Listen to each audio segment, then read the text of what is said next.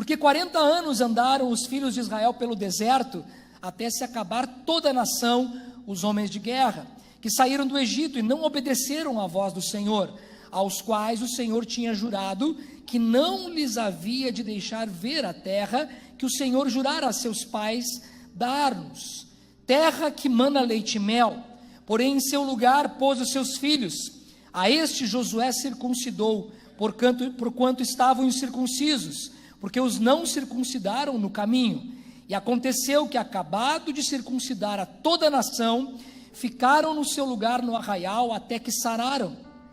Disse o Senhor a Josué: hoje retirei de sobre vós o opróbrio do Egito. Por isso o nome daquele lugar se chamou Gilgal até o dia de hoje. Estando, pois, os filhos de Israel acampados em Gilgal, celebraram a Páscoa no dia 14 do mês, à tarde, nas campinas de Jericó. O contexto desse fato histórico é um contexto muito interessante, porque o povo de Israel, ele esteve escravizado no Egito por cerca de 400 anos. E é interessante porque a escravidão no Egito, ela veio porque nós conhecemos a história de José, que era o filho menor de Jacó, que foi colocado numa cova pelos seus irmãos, vendido a mercadores, foi parar no Egito, teve vários problemas ali, mas por uma série de questões, José foi levado a ser um homem forte no Egito. E José livrou o Egito e todas as nações que cercavam o Egito da fome e da miséria, porque José foi um bom administrador. Deus revelou a ele que haveria 7 anos de abundância, porém 7 anos de seca. E durante 7 anos, José, governador do Egito, acumulou trigo, grãos, em silos, durante 7 anos. E quando houve 7 anos de muita seca e miséria em toda a face da terra, o Egito foi a nação aonde todos os povos iam comprar alimentos. E o povo de Israel sobreviveu à seca e à miséria daquele tempo que afetou o planeta todo, porque havia um homem de Deus chamado José, governador do Egito, que teve a revelação de Deus de ser um poupador em um período de abundância. Só que a Bíblia diz que depois que José envelheceu e o povo de Israel cresceu no meio do Egito, o faraó que tomou o lugar de José não conhecia a história do povo de Israel. E quando o faraó que tomou o lugar de José no Egito viu o povo de Israel aos milhares vivendo no Egito, ele ficou muito apavorado, porque ele achou que aqueles imigrantes poderiam tomar o Egito e fazer do Egito um Israel. E a Bíblia diz que aquele faraó endureceu o coração contra o povo judeu e escravizou-os durante 400 anos. E a Bíblia diz que Moisés foi levantado por Deus para libertar aquele povo do Egito. E há um cenário onde Deus usa Moisés para retirá-los do Egito. O Mar Vermelho é aberto de forma sobrenatural e eles vão em direção a uma terra chamada de Canaã, uma terra que havia sido prometido a Abraão. E Deus disse a Abraão que os seus filhos e a sua descendência herdariam a terra de Canaã, uma terra que emanava leite e mel, uma terra de provisão, de abundância, uma terra aonde tudo que se plantava, todos os negócios que eram feitos prosperavam. E sabe, isso é figura do que Deus tem para a nossa vida.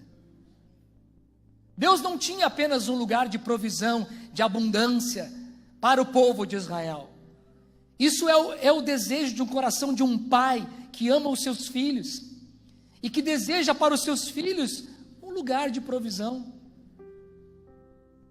Sabe, nós não somos, digamos assim, iguais a Deus em comportamento. Temos muita dificuldade de nos comportarmos, em muitos casos, semelhantes a Deus.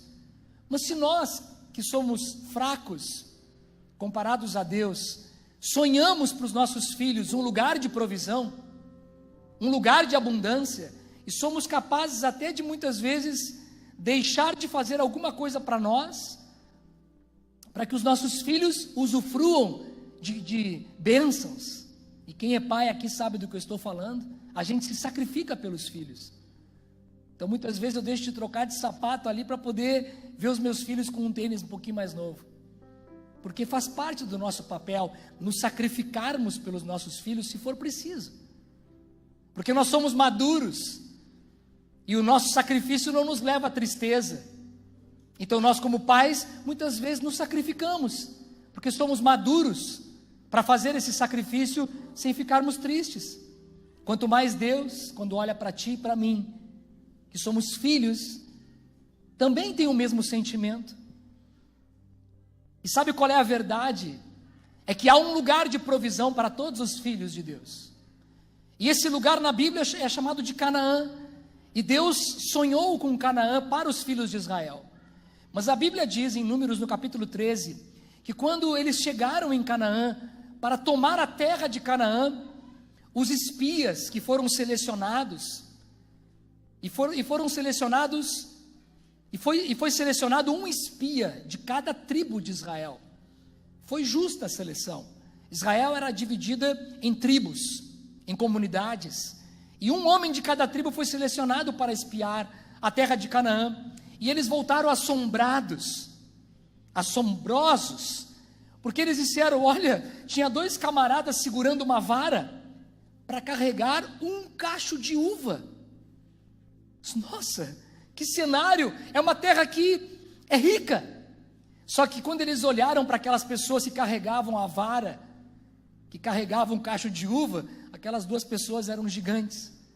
E eles temeram. E quando eles voltaram com medo de entrar em Canaã.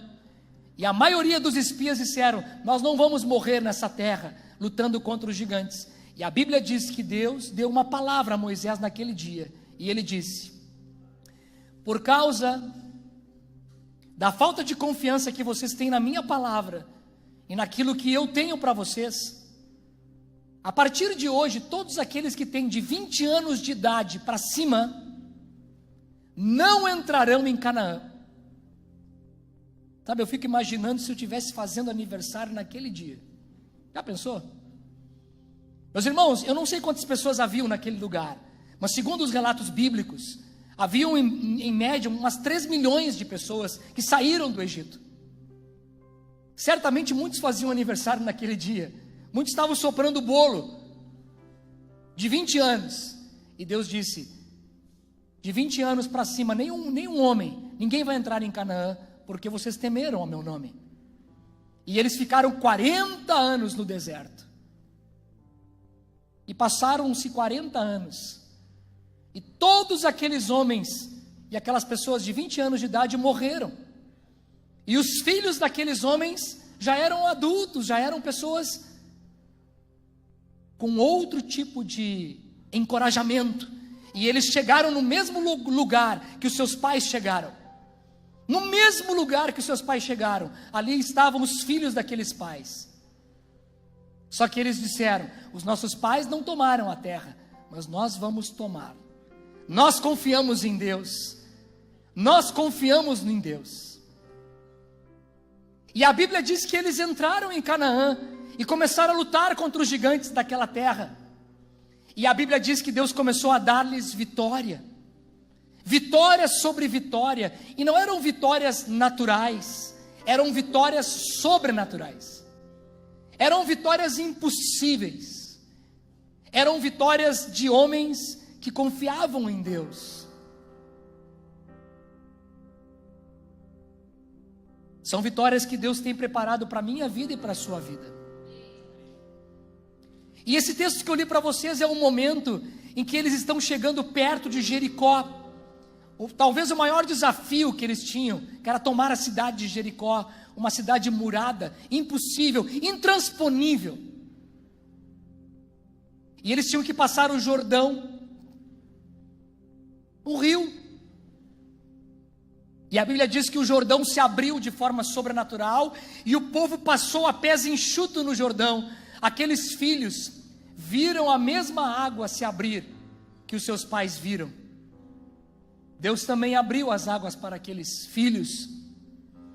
E quando eles atravessaram o Jordão, antes de confrontar Jericó, Deus disse para Josué: você precisa circuncidar os homens, porque eles não foram circuncidados.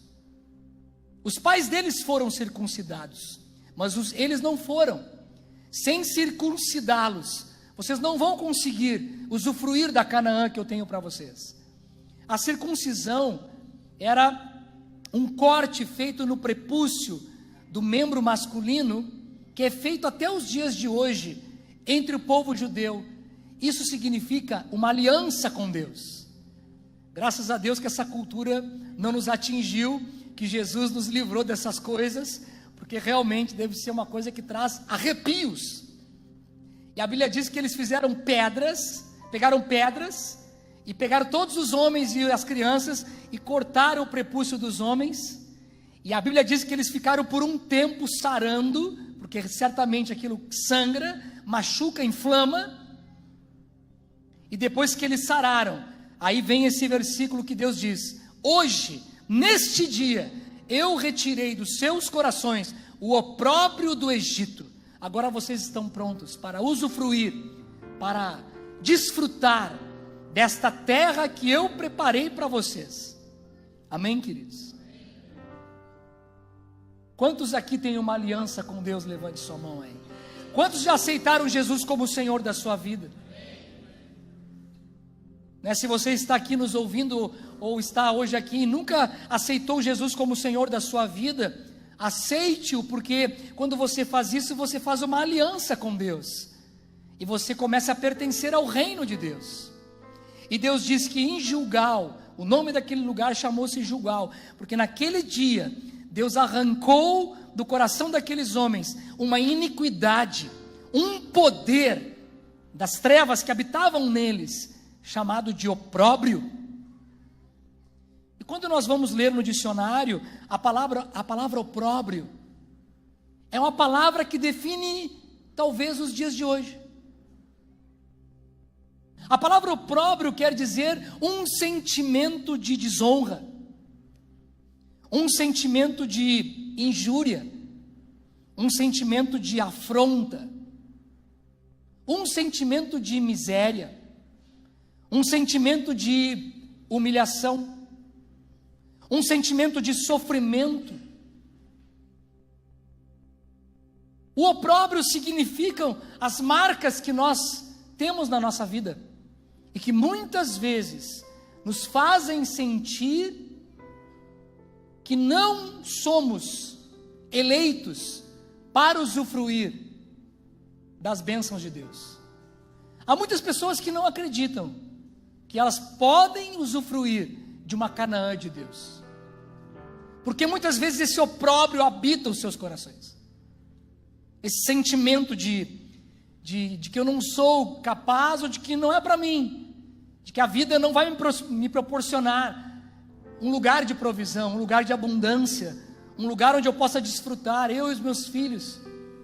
E há muitas pessoas que caminham muitas vezes, pertencem ao povo de Israel, no sentido de pertencerem a uma igreja, são cristãos há muito tempo, são batizados, frequentam uma igreja, amam a Deus, mas existe um sentimento, um opróbrio que carregam no seu coração, dizendo que não, eu não sei, talvez Deus escolheu algumas pessoas para serem abençoadas, eu acho que Deus não me escolheu. Alguns pensam que o reino de Deus é meritocracia. Não, eu não tenho méritos, então eu não vou alcançar essas coisas. Mas a Bíblia diz o contrário. A Bíblia diz que todos aqueles que entraram em Canaã, todos, homens, mulheres e crianças, que passaram o Jordão e fizeram uma aliança com Deus, herdaram Canaã. E ali estavam pessoas como eu e você. Ali havia pessoas que eram inteligentes nas artes, na ciência, eram pessoas que tinham o dom para serem agricultores, pintores, havia todo tipo de gente ali. Pessoas que tinham posses, outras não tinham posses, pessoas que tinham 2 tendas, 3 tendas, 4 camelos, jumentos, outras que não tinham nada, e todos eles entraram nesse lugar de Canaã de Deus. E sabe o que eu creio? E eu acredito que enquanto esse opróbrio não for retirado do nosso coração, nós não alcançaremos aquilo que Deus tem para nós. Então hoje eu quero conversar um pouco sobre esse opróbrio e como nós podemos caminhar para retirá-lo do nosso coração, para podermos entrar nessa Canaã, entrar nesse lugar que Deus tem para todos nós. Amém, queridos? Em 1 Samuel, no capítulo 15, versículo 22, há um texto muito interessante, aonde o povo de Israel vivia um período do governo de Saul, e no livro de 1 Samuel, no capítulo 15, o profeta Samuel traz uma palavra, no versículo 22, diante de um cenário que aconteceu ali, depois vocês podem ler com calma, mas ele traz um versículo que é muito atual para nós. Ele diz: porém Samuel disse: tem porventura o Senhor tanto prazer em holocaustos e sacrifícios, como em que se obedeça a palavra do Senhor? Eis que obedecer é melhor do que sacrificar, e o atender é melhor do que gordura de carneiros. Olha, eu posso estar enganado, mas hoje nós vivemos um tempo onde a igreja no mundo todo tem feito muitos sacrifícios.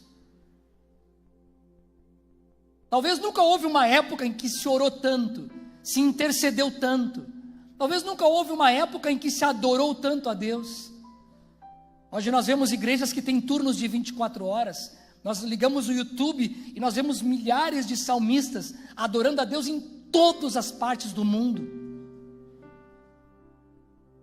Há pouco tempo foi compartilhado nos grupos de WhatsApp aqui da igreja, a igreja de Moçambique, onde o apóstolo Marcos vai fazer missões agora no mês que vem, e um grupo ali adorando a Deus, poucas pessoas, não é? E como adoravam, e como ministravam a Deus, não sei quantos viram. Nunca houve, acredito eu, tantos sacrifícios a Deus. Porém nós vivemos dias, acredito eu, isso é uma visão minha, porém vivemos dias de muito sacrifício, porém pouca obediência.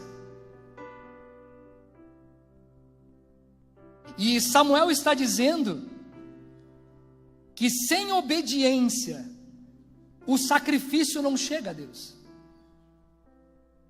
Que quando não há obediência, o sacrifício, ele não valida a bênção da qual estamos sacrificando. E talvez vivemos dias de pouca obediência. Hoje nós estamos inundados no Brasil de milhares de pessoas que se dizem cristãos, que professam a fé cristã. O Brasil hoje, não sei qual é o percentual, mas deve estar perto dos 40% de ser um país cristão. Um país que tem 40% de cristão já deveria ter recebido um grande avivamento em todas as áreas. Já deveria haver uma mudança cultural, social muito forte. E o que nós vemos muitas vezes é um cenário muito diferente.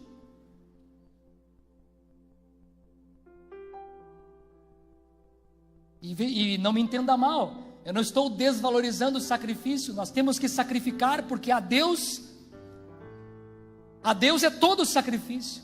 Deus é merecedor do nosso sacrifício, da nossa intercessão, da nossa adoração. O sacrifício atrai a sua presença. O sacrifício conecta o céu com a terra. É necessário sacrificar. Porém, quando esse céu desce à terra, ele busca homens e mulheres de obediência. E eu acredito que o céu tem descido a essa terra. Acredito. E acredito também que muitas vezes o céu tem descido a esta terra, porém não tem encontrado homens e mulheres de obediência. E Deus não pode ir contra a sua palavra. Deus não pode abençoar aquilo que está amaldiçoado. E quando eu falo em amaldiçoado, eu estou falando em pecado. A obediência, ela constrói um relacionamento com Deus.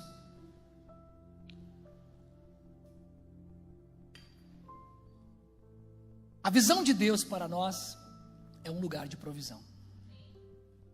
A visão de Deus para todo o seu povo é que o povo caminhe em sacrifícios a Ele, porque Ele merece adoração. Porém, há um alerta de que a obediência, conectada com o sacrifício, traz um grande movimento na minha vida e na tua vida. Em Lucas, no capítulo 1, versículo 25, nós vemos a história de Isabel e Zacarias. Esse casal nada mais foi do que o pai de João Batista. Era um homem e uma mulher temente a Deus. Amavam a Deus. Zacarias era um sacerdote. Eles amavam muito a Deus. Porém, Isabel envelheceu e não pôde ter filhos.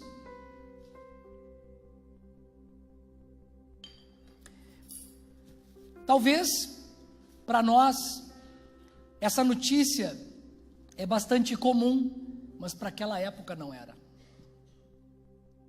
Isabel carregava no seu coração um opróbrio, um sentimento de que ela, como filha, não foi abençoada por Deus. Ela via todas as mulheres parindo filhos, e naquele tempo, a mulher que paria um filho era uma mulher abençoada. A cultura da época dizia que quando uma mulher não pudesse gerar filhos, é porque ela foi amaldiçoada por Deus. Essa era uma cultura que não é verdadeira. E quando Isabel já estava velha, com o seu marido Zacarias, sacerdote, e eles foram tementes a Deus. Toda a sua vida eles serviram a Deus, foram obedientes a Deus. E a Bíblia diz que quando Isabel já era velha, idosa, no sentido de não poder mais gerar filhos, a Bíblia diz que Deus visitou aquela família. Sabe por que Deus os visitou, meus irmãos? Obediência. Eles foram fiéis a Deus. E Deus os visitou e disse: vocês foram escolhidos para parir o último dos profetas do Velho Testamento, o maior de todos os profetas, porque este vai anunciar a vinda do Messias. Zacarias não acreditou. Aí o anjo ficou bravo com ele e ele ficou mudo. Deus deu uma puxada de orelha nele. Mas Isabel foi agraciada, e na idade que ela não teria mais como chegar a este lugar, eles desfrutaram de um lugar que eles desejavam, porque para aquela família, a Canaã, era eles poderem ter um filho. Sabe, às vezes nós pensamos em lugar de prosperidade, e nós vislumbramos talvez um apartamento em Dubai, uma casa de praia, nessas praias magníficas. Eu não estou dizendo que não é, mas tem pessoas que vislumbram a prosperidade de forma diferente. Por exemplo, tem pessoas que não caminham por uma enfermidade. Para essa pessoa, o lugar da sua prosperidade é poder um dia caminhar. É só isso que ela quer. Talvez para uma pessoa que é cega, o lugar da sua prosperidade é poder enxergar. Talvez para uma mulher estéril, o lugar da sua prosperidade não é um apartamento em Dubai, é poder ela gerar o seu próprio filho. Eu não sei qual é o lugar da tua prosperidade. Eu só sei de uma coisa: se você tem um desejo, eu creio que Deus quer te levar a este lugar. Se é um desejo que vem do seu coração, eu acredito que Deus pode te conduzir a este lugar. Então você deve permanecer nos sacrifícios. Porém, a palavra de hoje à noite é uma palavra para enxergarmos a obediência como uma conexão para chegarmos a este lugar. E a Bíblia diz, em Lucas no capítulo 1, versículo 25, assim me fez o Senhor, diz Isabel, nos dias em que atentou em mim, para destruir o opróbrio entre os homens. Isabel estava dizendo: Deus me livrou do sentimento de desvalor, de desgraça, de falta de bênção que os homens impunham sobre mim, porque eu sou estéril. E naquele tempo ser estéril era uma posição de maldição. Quantas vezes Zacarias, como sacerdote, confrontou a sua vida: puxa, eu sou um sacerdote, a minha mulher é estéril, Deus nos amaldiçoou. E eu acredito que Deus quer arrancar da nossa vida esses opróbrios, amém, queridos? Para que sejamos livres, para entrarmos na Canaã que o Senhor tem para nós.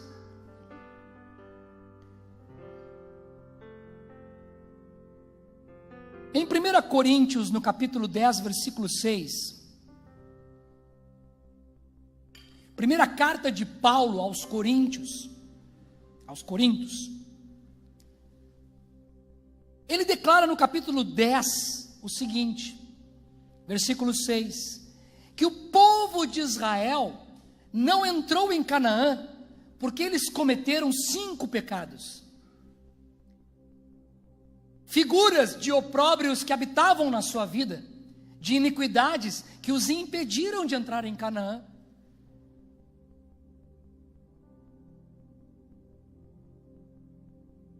E o primeiro deles, citado no texto de 1 Coríntios, no capítulo 10,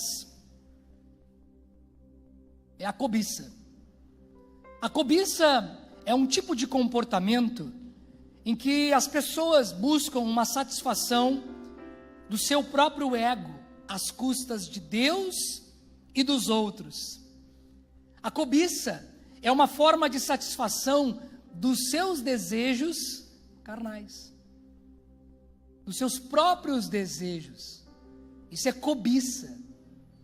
É satisfazer-se às custas dos outros e de Deus. A cobiça foi um dos opróbrios que habitou o coração daqueles homens que não entraram em Canaã. Sabe qual é o antônimo, o contrário de cobiça? O contrário de cobiça é amor. Se tem uma palavra que contrapõe o amor, é a cobiça. Enquanto o amor é dar a sua vida pelo outro, é fazer tudo para o outro, enquanto amar é fazer aquilo que beneficia ao outro, a cobiça é fazer tudo para o meu benefício. A cobiça, ela tira vantagem das situações para me beneficiar. Na cobiça, eu faço tudo para que no final eu seja o beneficiário. A cobiça, ela nos leva a pensarmos em nós mesmos, somente em nós. A cobiça, dentro do coração de uma pessoa, ela esvazia a presença de Deus, porque a Bíblia fala que Deus é amor. A cobiça esvazia dentro de nós o amor de Deus. E os homens que caminharam no deserto, eles cobiçaram, eles pensaram em si mesmos, eles pensaram em si próprios. Quando eles chegaram em Canaã para entrar, eles não conseguiram enxergar os seus filhos adolescentes, eles não conseguiram enxergar os seus netos, eles não conseguiram enxergar as suas mulheres, eles não enxergaram quem estava ao seu redor, eles não foram capazes de dizer: se nós precisarmos morrer para tomar Canaã, nós morreremos, mas os nossos filhos, os nossos netos, as nossas filhas e as nossas mulheres vão desfrutar de uma terra sem escravidão. Mas eles cobiçaram a própria vida, eles pensaram na sua própria vida, e não foram capazes de dar a sua vida por aqueles que Deus lhes colocou responsabilidade. Então, por causa deles, eles não entraram em Canaã. E os seus filhos tiveram que conhecer o deserto, o calor e o frio do deserto. Tiveram que padecer em um lugar que Deus não tinha escolhido para os seus filhos. Então nós precisamos sondar os nossos corações nessa noite, para ver se nós não temos caminhado na cobiça. Hoje nós vivemos dias de crianças e filhos abandonados por pais que não têm se sacrificado pelos seus filhos. Hoje nós vivemos dias de uma geração de jovens e adolescentes sem paternidade, porque não tem da sua família o compromisso de educá-los, sustentá-los e sacrificar-se por eles. E eu falo isso como profissional da área da educação que eu sou, que vivo isso todos os dias, vivencio isso todos os dias, num cenário de muitas pessoas abandonadas. Abandonadas por quem? Pelos seus pais. Muitos não conhecem o seu pai, muitos estão morando fora da casa do pai e da mãe, porque não tem mais condições de morar ali, porque aquela casa muitas vezes é um lugar de muita dor e luta. Então muitos acabam indo para esse mundo. Então hoje nós vivemos dias de suicídio, depressão, síndromes, bipolaridade e vários sintomas emocionais, alguns de causa genética, mas a maioria psicossomáticas, talvez adquiridas por traumas, pela desproteção de uma casa de adultos que deveriam abandonar a cobiça e dar a sua vida pelos seus filhos. Então, quando hoje eu posso me orgulhar e dizer que eu tenho 22 anos de casado,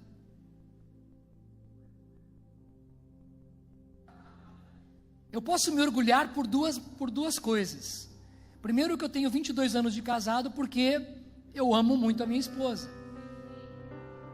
Esse é o primeiro motivo.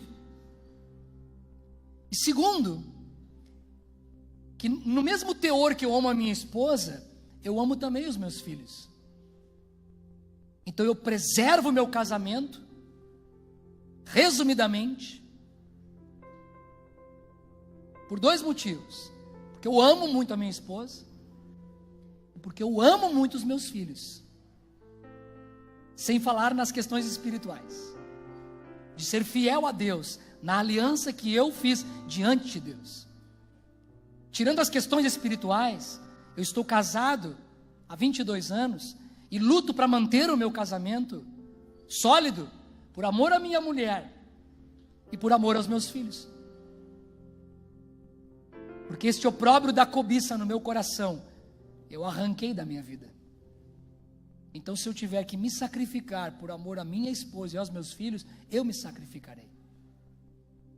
Se eu tiver que abandonar um emprego que eu vou ganhar 5 vezes mais, se eu tiver que deixar de usar uma roupa que eu poderia usá-la, se eu tiver que deixar de fazer alguma coisa para trazer à minha casa proteção, eu farei isso.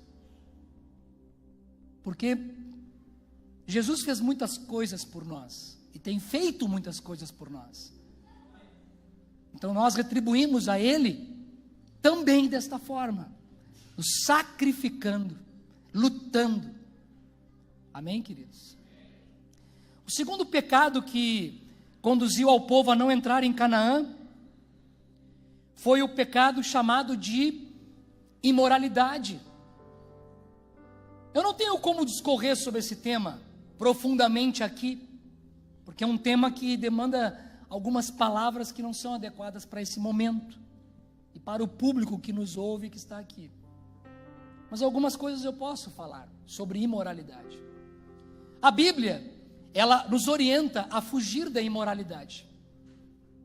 As pessoas dizem que essa mensagem é uma mensagem puritana, uma mensagem puritana que os cristãos pregam, para impedir as pessoas de desfrutarem de um prazer que é natural. Na verdade, não é uma mensagem puritana. A mensagem para fugir da imoralidade é uma mensagem de Deus, escrita na Bíblia. Então, assim como Deus me diz que eu não devo mentir, que eu não devo roubar, que eu não devo cobiçar, Deus também me diz, dentre tantas outras coisas, que eu não devo ser uma pessoa imoral.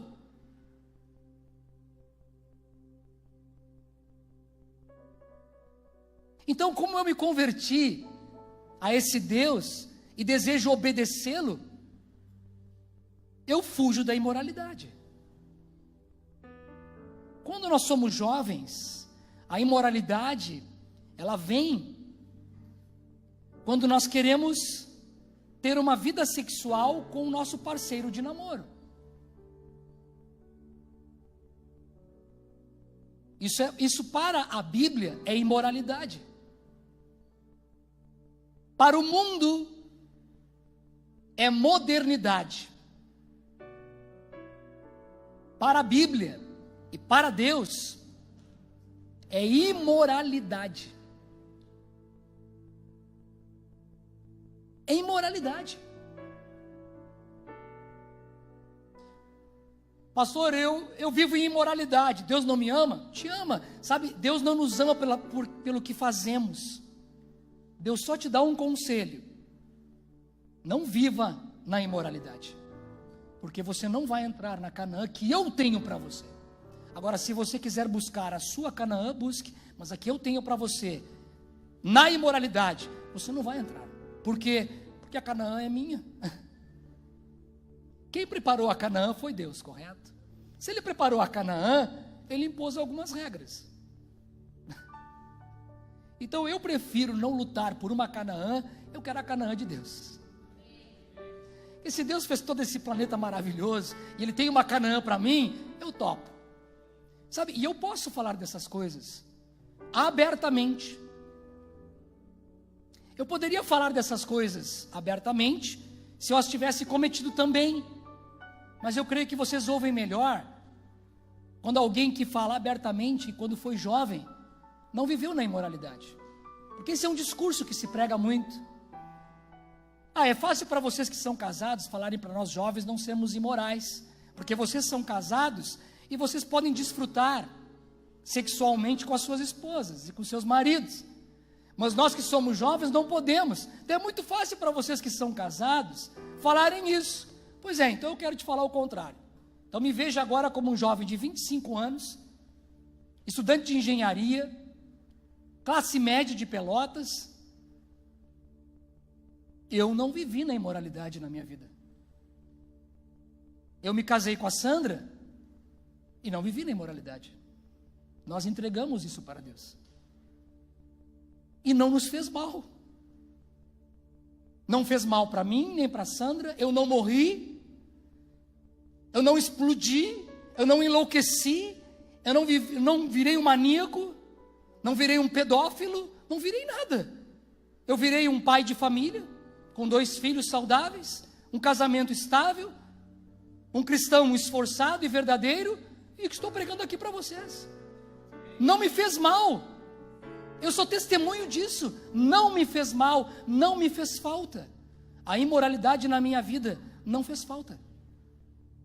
Nenhuma falta. Muito pelo contrário. Hoje me dá mais autoridade para pregar de coisas que eu não vivi.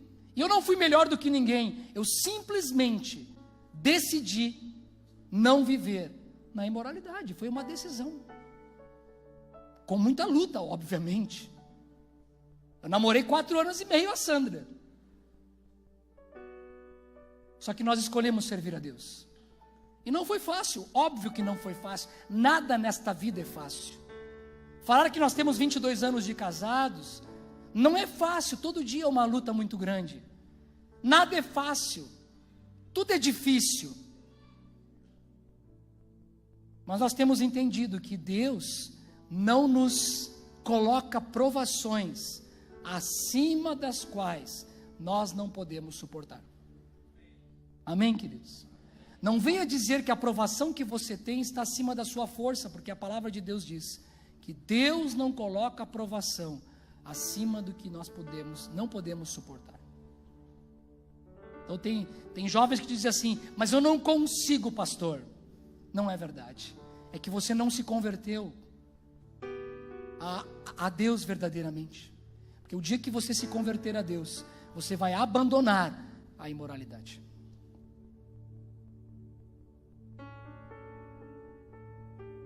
E para os casados, a imoralidade está ligada ao adultério. Está ligado ao desejar uma outra pessoa que não seja a minha parceira ou parceiro de casamento. O adultério, que pode ser feito de forma velada, onde eu minto e engano, mas também que pode ser feito de forma escondida, pela internet, pelo WhatsApp, pelo telefone. O mundo chama isso de modernidade. A Bíblia chama de imoralidade. Ok? Ou aqueles casais que muitas vezes aquecem a sua relação com pornografia. Isso chamam de modernidade. A Bíblia chama de imoralidade. Pastor, eu sou um intercessor. Glória a Deus, meu irmão. Obrigado por nos ajudar na intercessão. Precisamos de intercessores. Pastor, eu estou sempre nas 24 horas. Pô, que glória a Deus, que bênção. Pastor, eu entrei no jejum dos 10 dias com a igreja. Estou jejuando o jejum de Daniel. Pô, glória a Deus, meu amado. Que bênção. Ao final de tudo isso, Deus tem algo para você. É verdade. Aí as pessoas chegam no final dos 10 dias, o pastor chama à frente, vamos entregar o jejum. Lá está o camarada, ou a camarada, entregando o jejum. E dizendo, puxa vida, agora Deus vai me abençoar, porque eu sacrifico. Mas a vida dele é uma vida de cobiça e imoral. Sabe o que ele vai receber? Nada.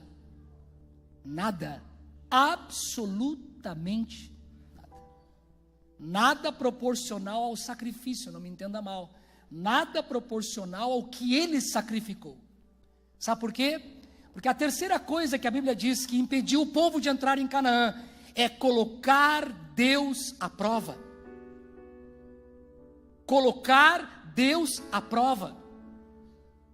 Isso quer dizer pedir a Deus que te abençoe em áreas que Ele não pode te abençoar.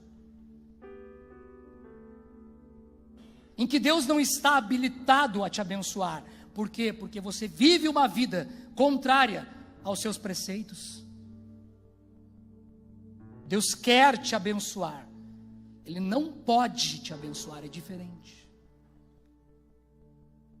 Se os meus filhos caminharem nos meus preceitos e no meu conselho, eu os abençoo em diversas áreas. Eu os protejo, eu os sustento, eu faço um montão de coisa para os meus filhos. Mas se eles começarem a me desobedecer e a fazer aquilo que eles querem fazer, por mais que eu deseje abençoá-los, eu não posso. Eu não posso. Sabe por quê? Porque Deus deu a liberdade para todos nós escolhermos. Então, se eu digo para o meu filho: você não pode pegar o meu carro escondido, mesmo que você tenha carteira, você tem que pedir para mim para pegar o carro.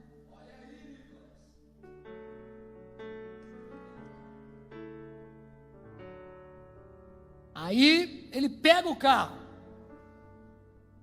acontece um acidente, por exemplo. Sabe, o meu desejo é abençoá-lo, é protegê-lo, mas eu não posso. Há muitas pessoas colocando Deus à prova, vivem uma vida de opróbrio e requerem de Deus coisas que Deus não lhes pode dar. Porque mais vale uma gota de obediência do que uma tonelada de sacrifício. E eu não estou dizendo que nós não temos que fazer sacrifício, não me entenda. A questão é que nós temos esquecido da obediência. Cobiça, imoralidade, pôr Deus à prova. A quarta coisa que fez o povo não herdar a terra de Canaã foi a murmuração. No livro de Tiago, no capítulo 3, fala que a língua é um membro que domina todo o corpo. É como o leme de um grande barco, um objeto tão pequeno e que faz um grande navio mover-se para todos os lados. Assim é a língua. A Bíblia fala que o homem, e homem no sentido de ser humano, quando eu falo homem, ser humano, a Bíblia fala quando uma pessoa domina a sua língua, ela é perfeita. Não somos perfeitos. Temos dificuldade com a língua. E a murmuração fez aquele povo não chegar a Canaã. Porque nos piores dias da caminhada do Egito até Canaã, aquele povo murmurou, criticou. Sabe, tem pessoas que não conseguem caminhar na sua vida sem murmurar. Nós devemos evitar a murmuração, porque a murmuração é o ato de falar coisas num formato de não crer que Deus pode mudar aquele cenário. Não murmure, meu irmão. Se a sua vida não está tão fácil, se você não tem o cenário ideal que você gostaria, não murmure. Gaste o tempo que você usa para reclamar orando ou fechando a boca. Eu não vou reclamar, eu vou orar. Deus, eu quero em nome de Jesus declarar que esse cenário vai mudar. Toda vez que você for reclamar de uma situação, ao invés de você soltar a reclamação, solte uma palavra que profetiza uma mudança naquele cenário. Não murmure. Não murmure. A Bíblia diz em Hebreus no capítulo 12, versículo 11, que toda disciplina produz um fruto de obediência. Hoje a sociedade que nós vivemos, ela está assentada na sabedoria dos homens. Ela se assenta na sabedoria e nas palavras de homens.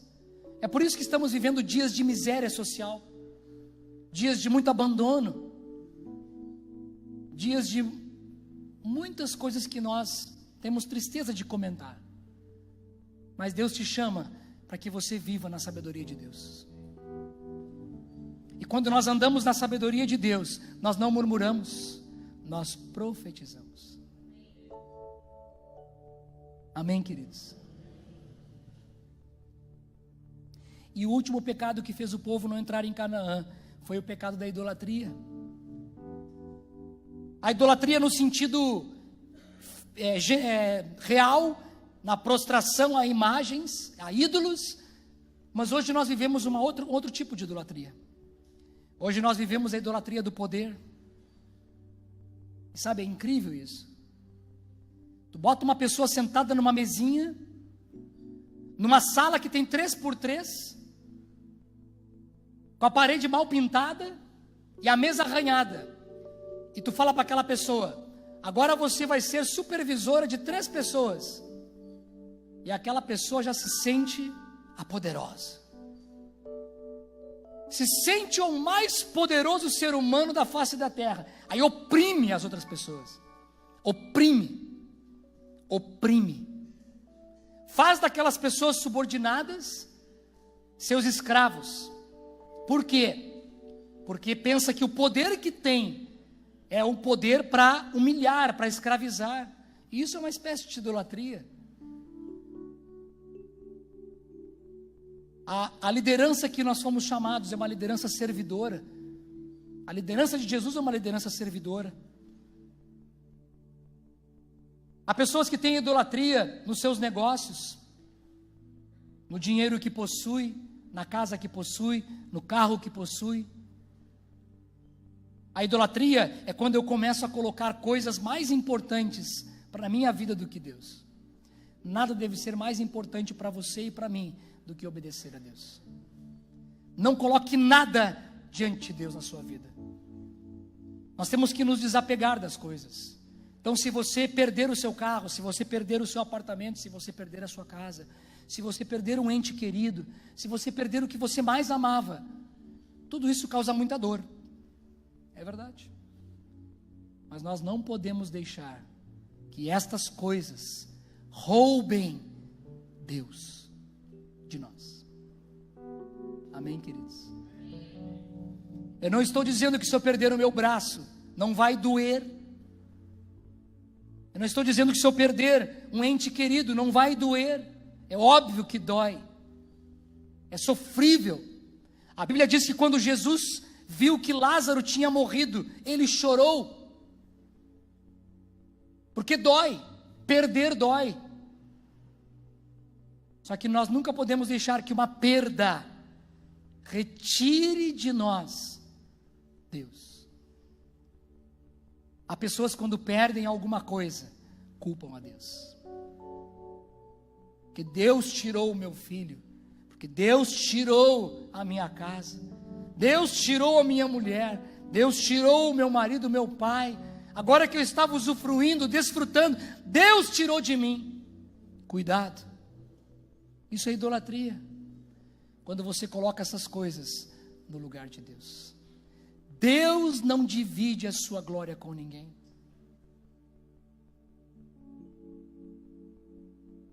Você está disposto a orar comigo nessa noite e pedir perdão a Deus e deixar que Ele arranque o opróbrio do seu coração? Então fique de pé. Vamos orar. Eu te convido a renovar a tua aliança com o Senhor nessa noite. Coloque a mão no seu coração, feche os seus olhos. Dê o som do nosso coração nessa noite. Senhor, temos vivido em muitas áreas da nossa vida desobediência. Porque muitas vezes temos nos convencido de que a luta que temos é insuportável. E por isso pecamos. E por isso falhamos. E temos descansado o nosso coração no nosso pecado, justificando-o. E muitas vezes não temos alcançado o lugar de provisão para a nossa vida, para a nossa casa, para os nossos filhos, ó Deus. Mas esta noite queremos entrar nessa terra chamada Gilgal, que é a terra onde nós renovamos nossa aliança contigo. Nós queremos renovar essa aliança com o Senhor.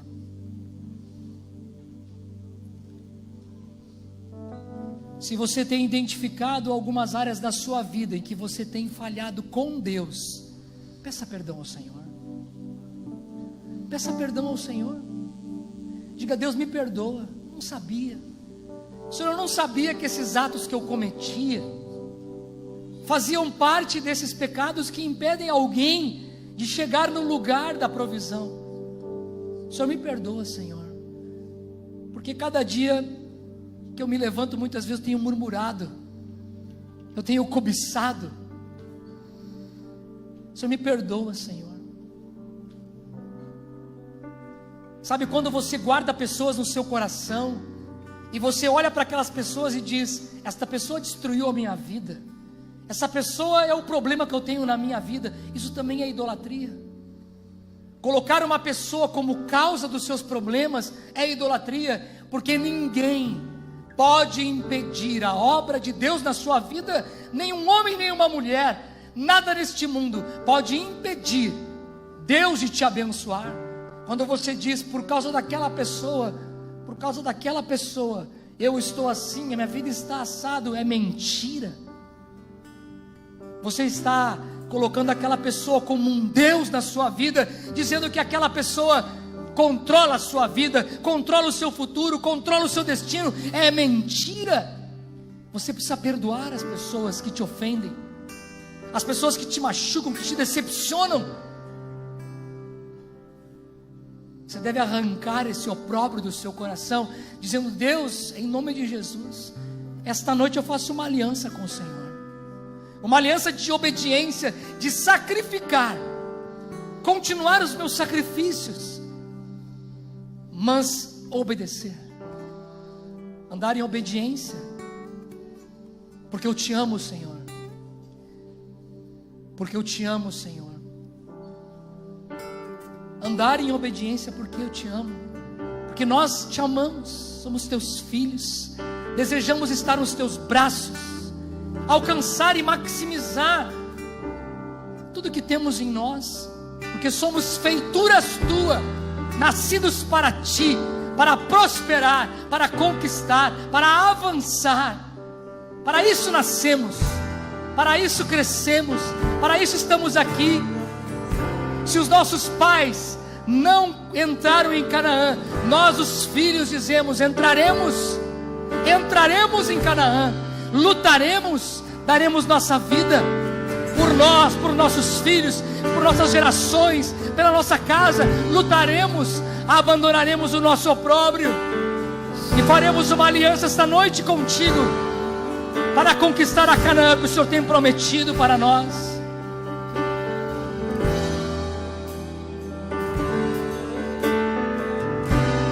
Comece a confessar aquilo que Deus tem te mostrado. Diga: em nome de Jesus, eu quero abandonar nesta noite. Eu quero perdoar aqueles que me ofendem. Eu quero perdoar, eu quero, em nome de Jesus, declarar que a partir desta noite eu vou lutar, eu vou me esforçar para caminhar debaixo da potente mão do Senhor. E esta noite Deus faz uma aliança contigo.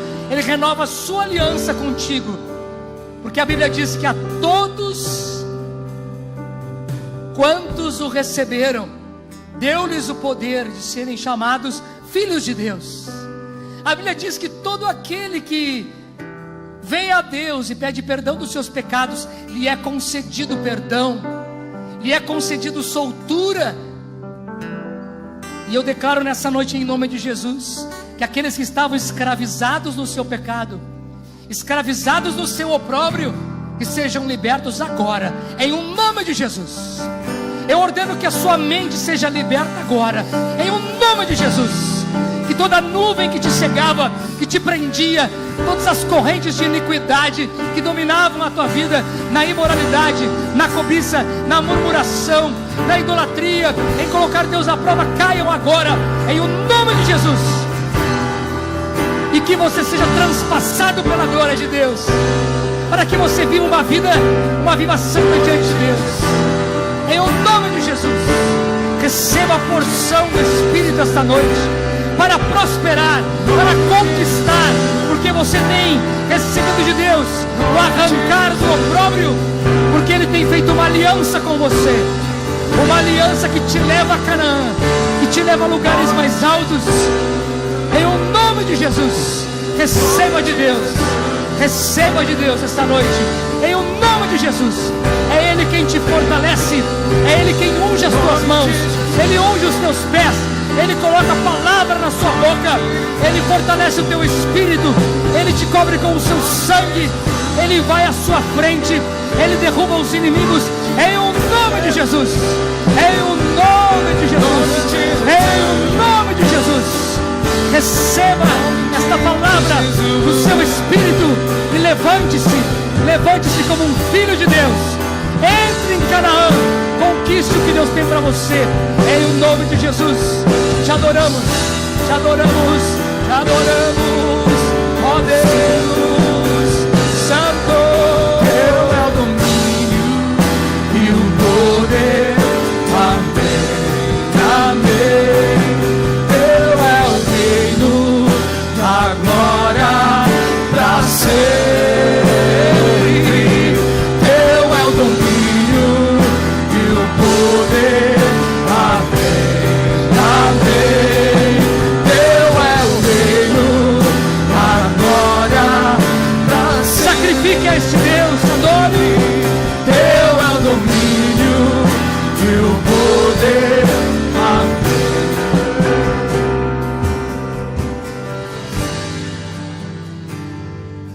Erga sua mão direita e diga: em nome de Jesus, eu me arrependo dos meus pecados e das minhas iniquidades.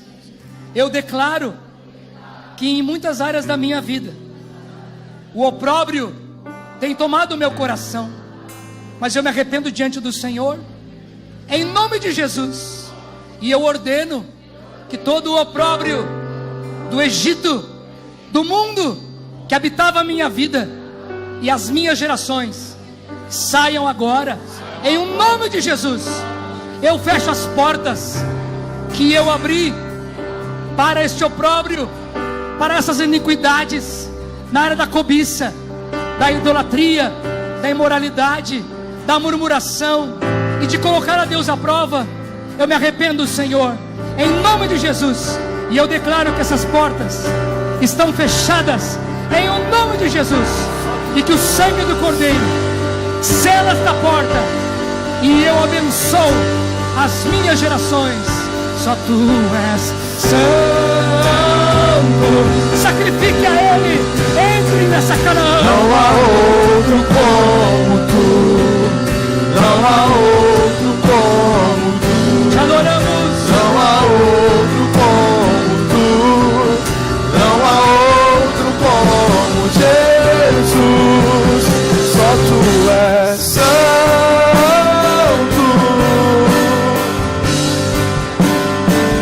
Só Tu és santo.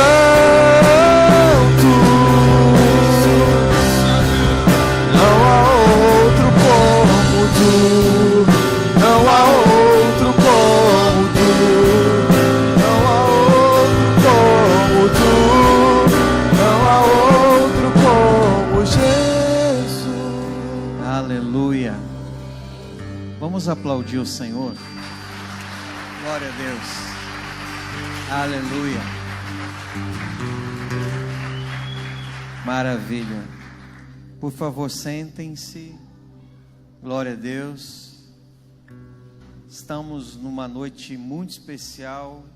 Deus está removendo o opróbrio. Em nome de Jesus, vamos marchar na direção correta, entrando com passos firmes na promessa. Amém? Pegue na sua mão a sua semente, aquilo que você trouxe para consagrar a Deus.